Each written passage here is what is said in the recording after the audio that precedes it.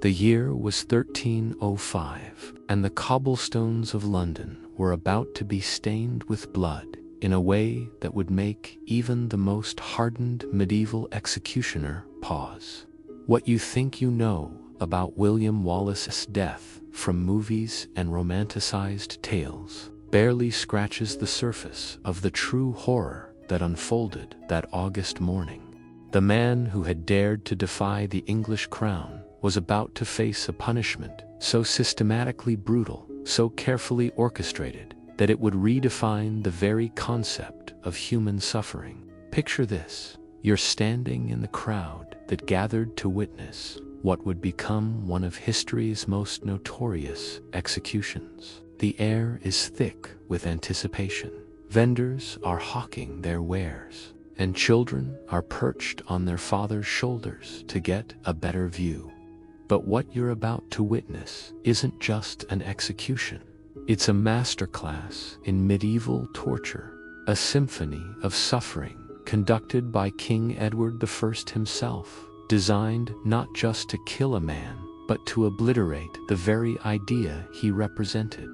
The popular imagination has sanitized Wallace's final moments into something almost noble, a quick death for a brave hero. But the reality was far more sinister and infinitely more brutal. Edward I, known as Longshanks, had crafted Wallace's punishment not merely as retribution, but as a message that would echo through generations. This was to be a death so horrific, so public, and so thoroughly documented that it would serve as a warning to anyone who dared challenge English authority. The method chosen was hanging, drawing, and quartering, a punishment reserved for traitors that represented the absolute pinnacle of judicial cruelty in medieval England. This wasn't simply about ending a life. It was about the systematic destruction of human dignity, the obliteration of hope, and the creation of a spectacle so terrifying that it would haunt the collective memory of Scotland for centuries to come. To understand the full horror of Wallace's execution, we must first grasp the world that created it. Medieval Scotland in the late 13th and early 14th centuries was a land caught between independence and subjugation, where the concept of nationhood was still forming and loyalty was often determined by survival rather than sentiment. The Scottish Wars of Independence had erupted following a succession crisis, and Edward I saw an opportunity to bring Scotland under direct English control, viewing the Northern Kingdom as a rebellious province rather than a sovereign nation.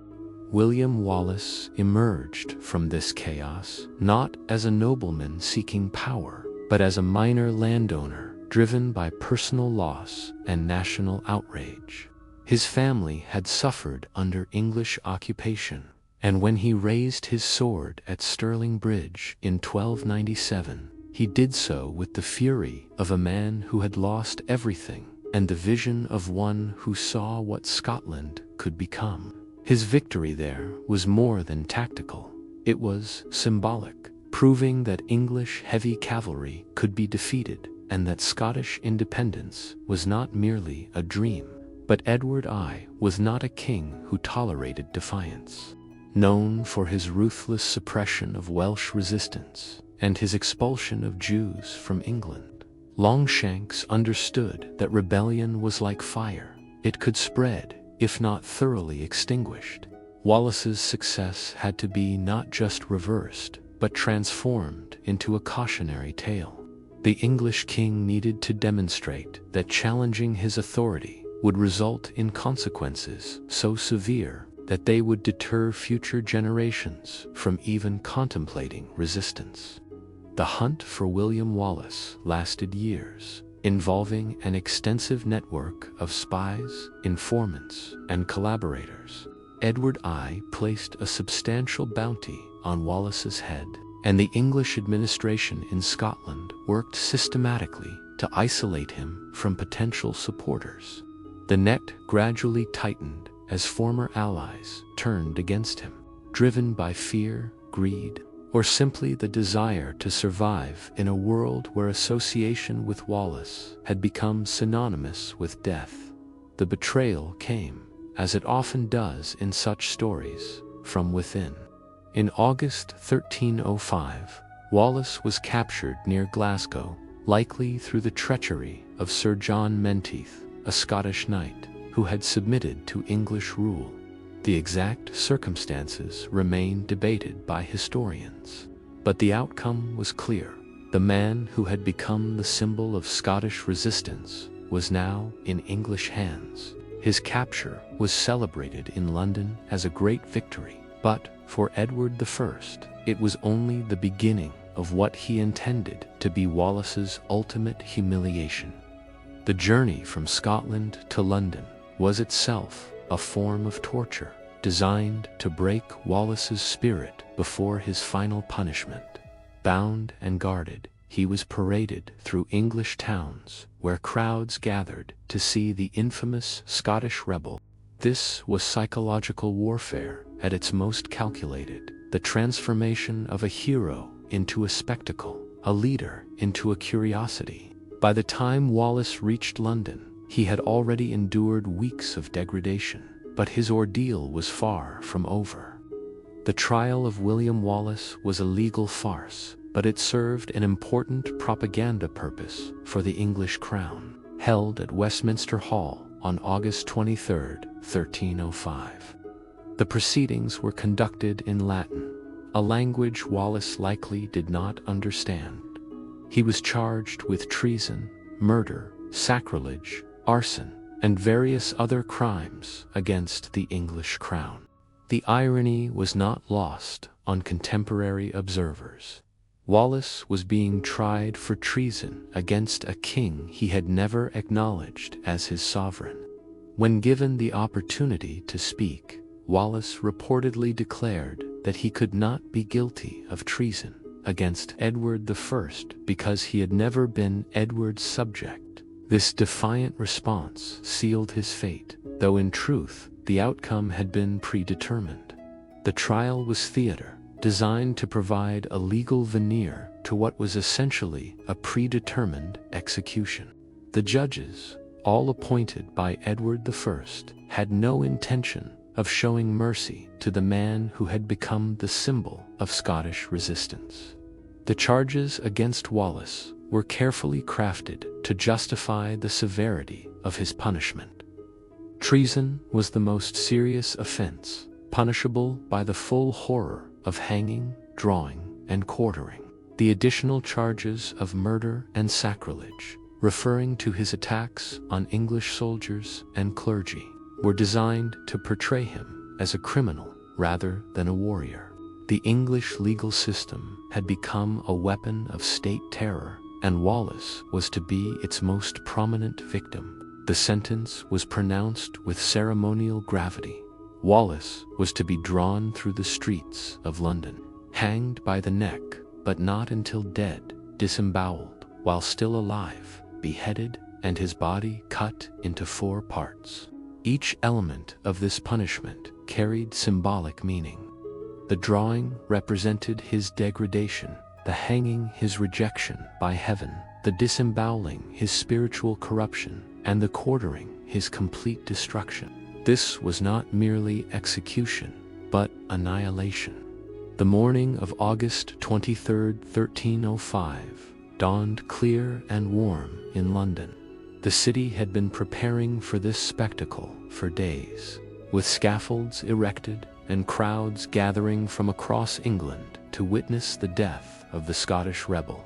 The authorities had turned Wallace's execution into a public holiday, complete with vendors selling food and drink to the assembled masses. This wasn't just about justice, it was entertainment, a reminder of the power of the English crown and the fate that awaited those who dared to challenge it. Wallace was first stripped and bound to a hurdle, a wooden frame that would drag him through the streets of London. The route had been carefully planned to maximize both the humiliation and the spectacle. From the Tower of London, where he had been held, the procession moved through the city's busiest districts, ensuring that as many people as possible would witness his degradation. The cobblestones tore at his flesh as he was dragged behind horses, leaving a trail of blood that marked his final journey. The crowds that lined the streets were a mixture of curiosity seekers, English patriots, and those who simply enjoyed witnessing the suffering of others. Medieval executions were public events, serving both as entertainment and as stark reminders of royal power. The spectators jeered and threw refuse at Wallace as he passed, their behavior encouraged by the authorities, who wanted to ensure that his final moments were as humiliating as possible. This was state-sponsored cruelty on a massive scale. The procession moved slowly, allowing maximum time for the crowds to gather and for Wallace's suffering to be prolonged. Contemporary accounts describe him as conscious throughout this ordeal, his eyes fixed on some distant point, as if seeing beyond the immediate horror of his situation. Whether this was defiance, resignation, or simple shock remains unknown, but witnesses noted that he never cried out or begged for mercy, a detail that would later become part of his legend. At Smithfield, London's traditional execution ground, a scaffold had been erected specifically for Wallace's death. The crowd here was even larger and more boisterous than along the route, with vendors selling pies and ale to spectators who had claimed the best viewing positions hours earlier. The carnival atmosphere was deliberate. The English authorities wanted Wallace's death to be remembered not as a martyrdom, but as a celebration of English justice and power. The executioner, a professional who had likely performed dozens of such killings, began his work with practiced efficiency. Wallace was first hanged by the neck, but the rope was positioned to ensure strangulation rather than a quick death by breaking the neck. The crowd watched as he struggled for breath, his face turning purple, his body convulsing in the universal dance of death by asphyxiation. But just as consciousness began to fade, he was cut down, still alive, still aware of what was happening to him. What followed was the most horrific part of the entire ordeal. While Wallace was still conscious, the executioner began the process of disemboweling him. Using a sharp knife, he cut open the abdomen and began removing the internal organs one by one. Contemporary accounts described the victim's screams as unlike anything the witnesses had ever heard, a sound that seemed to come from the depths of human suffering itself. The executioner held up each organ for the crowd to see before throwing it into a fire that had been prepared for this purpose. The symbolism of burning Wallace's entrails was not accidental. In medieval thought, the bowels were considered the seat of emotion and compassion. By burning them while he watched, the executioner was symbolically destroying Wallace's humanity, reducing him to something less than human in the eyes of the crowd. The smell of burning flesh and organs filled the air, adding another layer of horror to an already nightmarish scene. Through all of this, Wallace remained conscious, his eyes open and aware, even as his body was systematically destroyed. Some accounts suggest that he continued to speak, though what he said has been lost to history. The executioner's skill lay not just in causing maximum pain, but in keeping the victim alive as long as possible. Death would come as a release, not as the culmination of suffering. Finally, mercifully, the executioner moved to complete his grisly work. Wallace's head was severed with a single stroke of a sharp axe, ending his suffering at last. But even in death, the humiliation continued. The head was held up for the crowd to see, blood still dripping from the severed neck, before being set aside for later display. The body was then cut into 4 quarters, each piece held up for the crowd's inspection, like cuts of meat in a butcher's shop. The disposal of Wallace's remains was as calculated as his execution.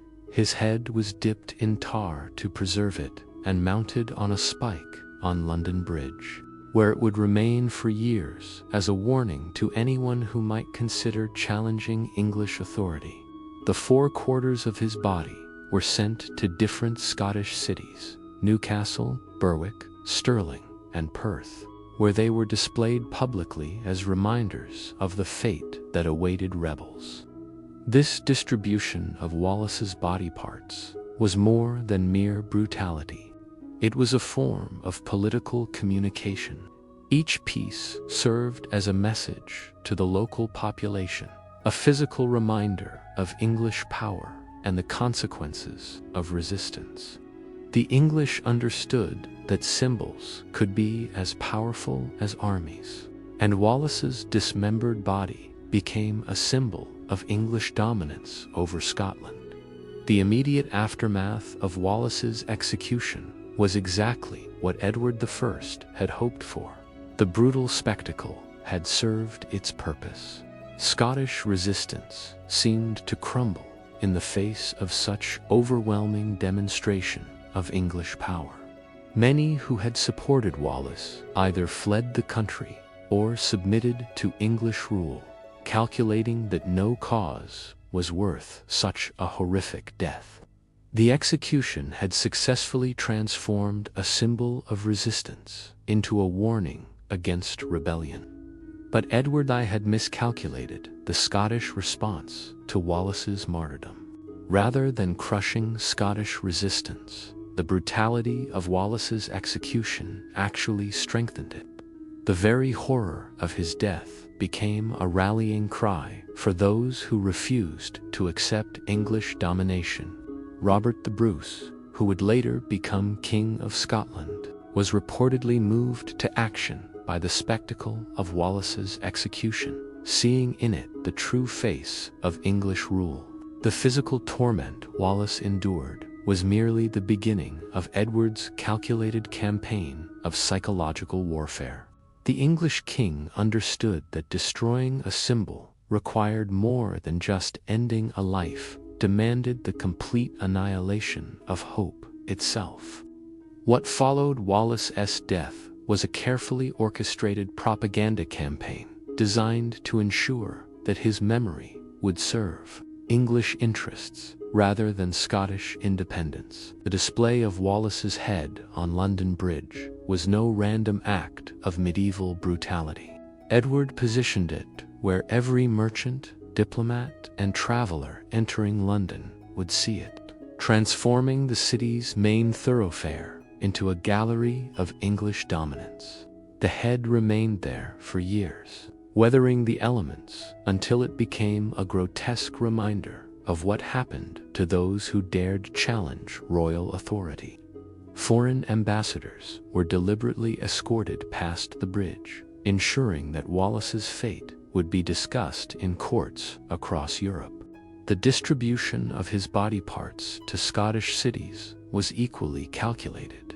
Each quarter was displayed in locations chosen for maximum psychological impact: Newcastle to control the borderlands, Berwick to dominate the eastern approaches, Stirling to mock the site of his greatest victory, and Perth to intimidate the Scottish heartland. These weren't merely warnings, they were territorial markers, physical manifestations of English power, planted in Scottish soil like flags of conquest. But Edward's most insidious strategy was the systematic rewriting of Wallace's story. English chroniclers portrayed him not as a patriot fighting for freedom, but as a common criminal who had gotten his just deserts. They emphasized his humble origins, suggesting that rebellion against one's betters was inherently wrong, regardless of the cause. Court poets composed verses celebrating his death, transforming the execution into a moral victory for civilization over barbarism. The English went further, spreading rumors designed to tarnish Wallace's reputation even in death. They claimed he had been a coward at the end, that he had begged for mercy and renounced his cause. These fabrications were carefully planted in Scottish communities, still reeling from the shock of his execution, hoping to poison the well of his growing martyrdom. English agents provocateurs spread stories of Wallace's supposed betrayals and failures, attempting to turn his own people against his memory. Yet Edward's carefully constructed narrative began to crumble almost immediately. The very excess of Wallace's punishment worked against English interests, creating a backlash that would haunt Edward for the rest of his reign. Scottish mothers told their children stories of the brave knight who died for their freedom, transforming bedtime tales into recruitment tools for future resistance. The image of Wallace's suffering became seared into Scottish consciousness, passed down through generations like a sacred flame. The execution's failure as a deterrent became apparent within months. Rather than crushing Scottish resistance, it galvanized opposition in ways Edward had never anticipated. Robert the Bruce, who had witnessed the political calculations that led to Wallace's death, understood that accommodation with England was impossible. The execution had revealed the true face of English rule, not the benevolent governance of a rightful overlord, but the brutal suppression of a conquered people. The psychological impact on Scottish society was profound and lasting. Wallace's death created a collective trauma that became part of Scottish cultural identity, a shared memory of suffering that united the nation in ways that military victory alone never could have achieved. The horror of his execution became a source of strength, proving that some things were worth suffering for, and that dignity could be maintained even in the face of ultimate degradation. The international ramifications of Wallace's execution extended far beyond Scotland's borders. European kingdoms watched with a mixture of fascination and horror, seeing in it a demonstration of English methods that could easily be applied to them. The brutality of the execution became part of England's reputation, contributing to the diplomatic isolation that would later complicate English foreign policy. Edward's message of strength had been received, but so had the message of cruelty. Contemporary accounts reveal the immediate aftermath of the execution was exactly what Edward had hoped for. Scottish resistance seemed to crumble in the face of such an overwhelming demonstration of English power. Many who had supported Wallace either fled the country or submitted to English rule, calculating that no cause was worth such a horrific death. The execution had successfully transformed a symbol of resistance into a warning against rebellion. But the English king had fundamentally miscalculated the Scottish response to Wallace's martyrdom. Rather than crushing Scottish resistance, the brutality of his execution actually strengthened it. The very horror of his death became a rallying cry for those who refused to accept English domination. The manner of Wallace's death also influenced the tactics of future Scottish resistance, creating a culture where capture by the English meant torture and humiliation beyond imagination. This knowledge led to a more desperate and determined form of warfare, where Scottish fighters preferred death in battle to surrender. Wallace's execution had created a psychology of no quarter, where mercy was neither expected nor given. The political landscape of Scotland was forever changed, transformed from a feudal society based on personal loyalty into a nation united by shared suffering and common purpose. The transformation of Wallace from failed rebel to national martyr demonstrates the unpredictable nature of political symbolism. Edward had intended the execution to demonstrate the futility of resistance, but instead it created a powerful symbol of the nobility of sacrifice for principle. The very excess of the execution contributed to its failure as a deterrent. The horror was so complete that it became sublime, transcending its immediate purpose to become something larger and more enduring than Edward could have imagined.